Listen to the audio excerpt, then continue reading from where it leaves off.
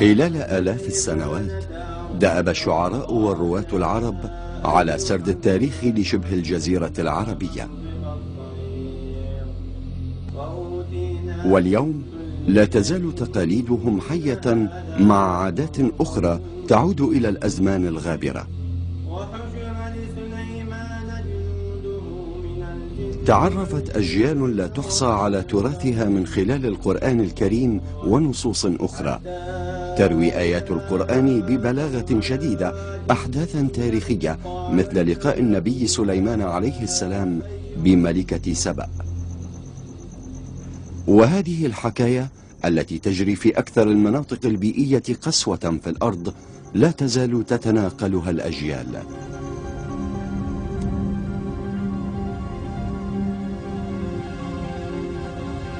إذا نظرنا إلى هذا العالم بعين الغريب عن المنطقة فإنه سيبدو عدائيا بقدر ما هو جميل. إنه عالم يعتمد فيه البقاء على صراع دائم. تركت قوى الريح والزمن بصماتها على هذا المكان الذي يعد من أكثر المناطق حرارة على سطح الكوكب. إنه مكان لا يبقى فيه إلا الأقوى.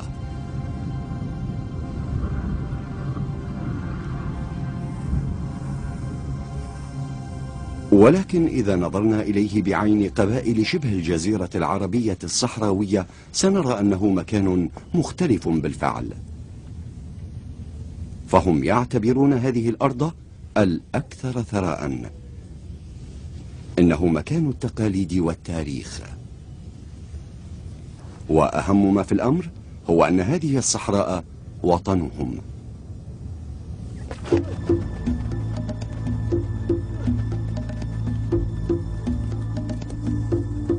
تظهر آثار الاستيطان البشري الأولى في شبه الجزيرة العربية تاريخا يعود إلى آلاف السنين. لقد بنى هؤلاء السكان الأوائل قبورا دقيقة، وقد نعثر أحيانا على بعض أدواتهم الحجرية مبعثرة على الرمال. استمرت شعوب المشرق العربي في البناء، وكل ما في الأمر أن طموحها ازداد قليلا. وبمحاذاة تلك الشواطئ الصحراوية نشأت مدن جديدة متألقة. أما في الداخل فقد شيدت مزارع شاسعة على أرض كانت صحراء، وهذا دليل على التطور الذي يرافق اكتشاف الماء.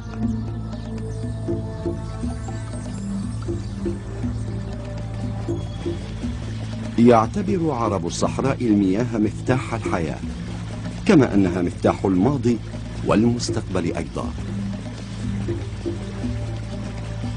يشكل العثور على المياه في هذه الأرض القاحلة الفرق بين الحياة والموت.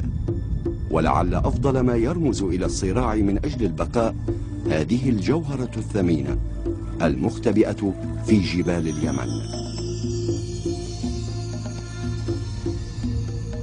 بنيت أول بحيرة صناعية في مأرب قبل أكثر من 3000 عام، وكانت تشكل خزان المياه الذي أمد حضارة سبأ القديمة، والتي جاءت على ذكرها التوراة أيضا. كانت مأرب تضم عدة سدود.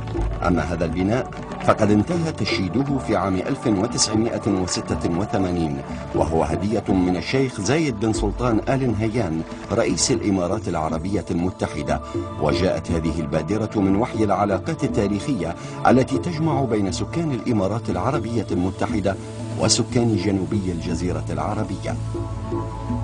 حفرت مياه مأرب عميقا في تاريخ الصحراء العربية، ولكن ليس أكثر عمقا من اسم معين. حكمت بلقيس هذه المنطقة، وقد امتازت مملكتها بثروات طائلة وفخامة لا تضاهى، ولا يزال اسمها حتى اليوم محاطا بالألغاز. ولكن ماذا نعرف عن الحضارة التي بنيت؟